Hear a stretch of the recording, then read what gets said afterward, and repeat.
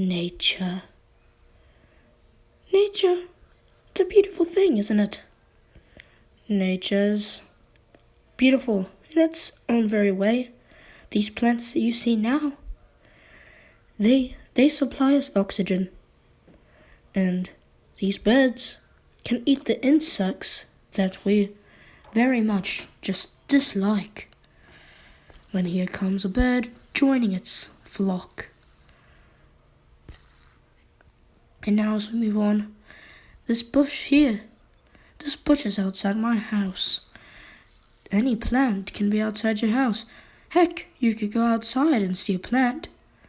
That also includes grass. And this spider right here, this spider is in its own very world right now. It thinks it's the king of the world. And this ant, this very, very little ant, is having the time of his life right now. But there's just one thing. There's just one thing with this. This ant should die and die and die 1,000 more times. This nature that we keep talking about, we don't need it. We don't need it at all.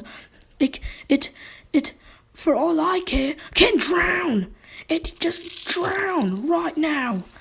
It can just drown. We don't need this. We don't need it at all. We have no sense for this. The stick was already dead. The tree didn't want it because it died. Break it. Throw it. Yeet.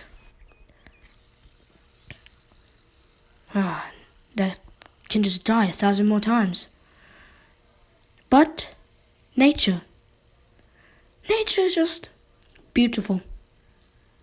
It can supply us with life. We could never survive without it. And this has been Survival God